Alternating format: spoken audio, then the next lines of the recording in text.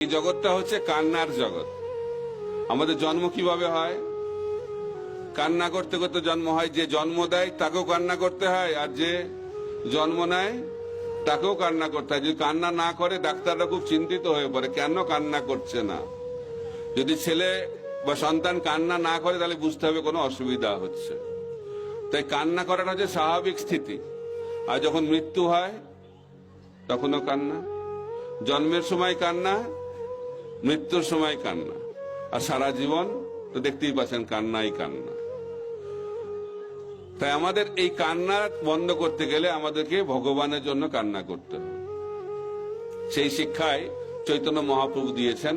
কারণ চৈতন্য মহাপ্রভু এই জগতে আমাদেরকে শিক্ষা দিতে এসেছেন কিভাবে কৃষ্ণের জন্য কান্না করতে হয়।